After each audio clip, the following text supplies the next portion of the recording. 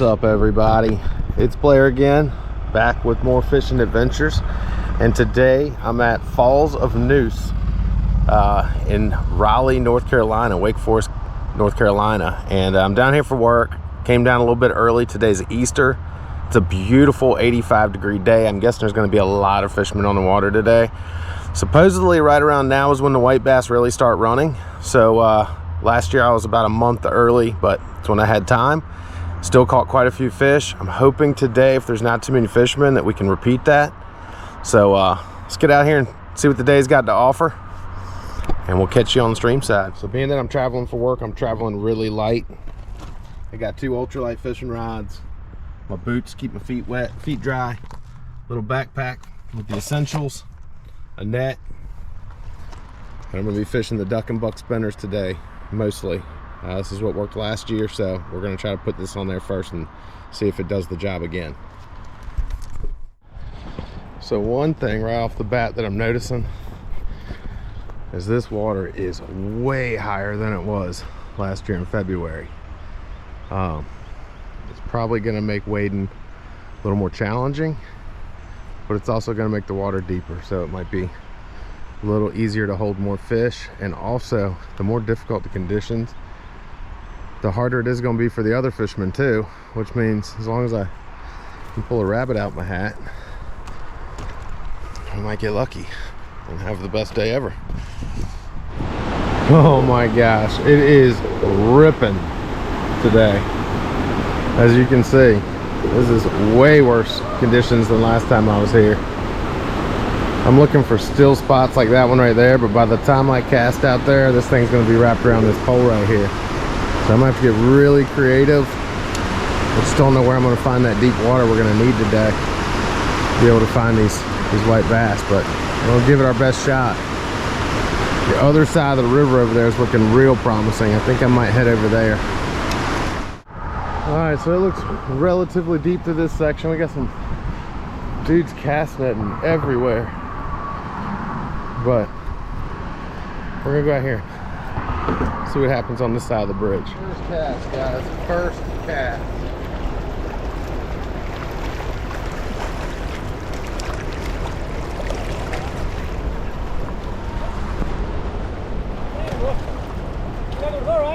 First cast. Yeah, I see. Yeah, well. There you go, first cast. Yeah, nice. All right, first Raleigh fish of the day. Yeet. All right, let's get out there and try it again. First cast was a nice little white bass. See if we can replicate that with a little bit bigger bass.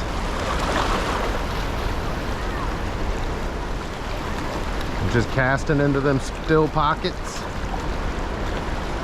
and working it back. Trying not to get hung up. I have no idea what's down there.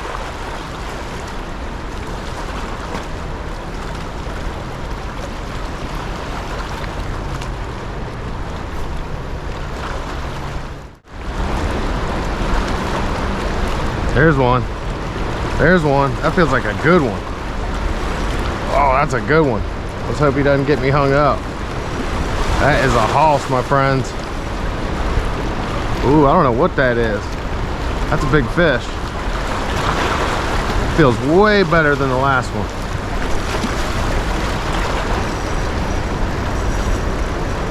Oh man, that's a fatty. That is a fatty, guys. Oh my God, that's a fatty. Woo! That is a pulse. Look at that, guys. That's a solid fish. Let's get the hook out of his mouth. Look at the size of that big dude. All right, second fish, monster. Let's do it again. All I'm trying to do is land this upstream, fish it back down the tail race here through some of the stiller pockets. Try to let it sink where I can, but not get hung up on a log, which I've done quite a few times in this trip. All right, so as always, my go-to is gold when you have muddy water, and I try to use a black lure because that just tends to stand out a little better in this murky stuff. But so far 2 fish, 10 casts. That second one was easy 16 inches. I'm gonna have to pull a tape measure on them next time.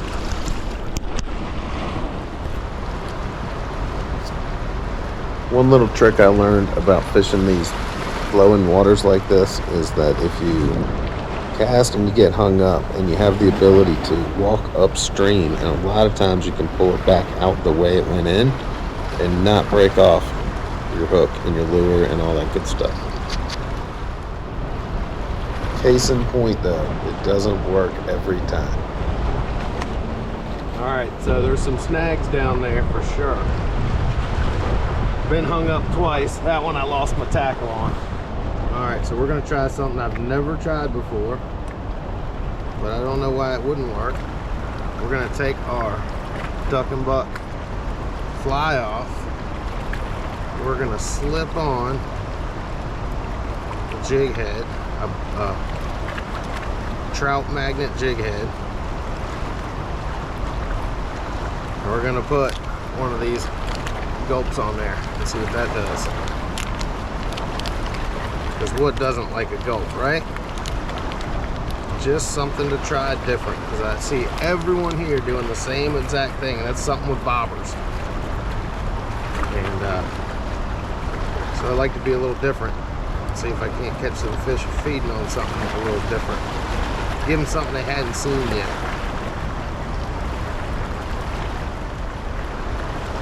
There it is. Let's see what that does. All right, 6 o'clock. It's been slow fishing today.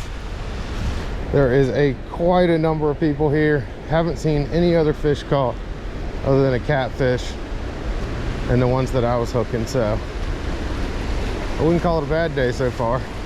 A nice stud of a 15.5-inch fish, almost a citation, so I'll take that. Man, it looks rough over here. This is some dicey stuff. Getting a cast through here is going to be a nightmare. And all these sticks in the water, bound to get hung up. But we're going to send it. Okay, guys, well, that's it for the day. 3 fish. One probably about 14. One really nice one that was about 16. It's like 15.5, 15 3/4. And one small one, it was like 12 inches. But all in all, beautiful day to get out. What a better way to celebrate Jesus on Easter than to get out in nature and just enjoy God's creation of this beautiful place here. I mean, yes, there's a lot of people here. It's not serenity perhaps, but man, you just feel closer to God when you get out in nature. At least I do. Anyway, thanks for watching.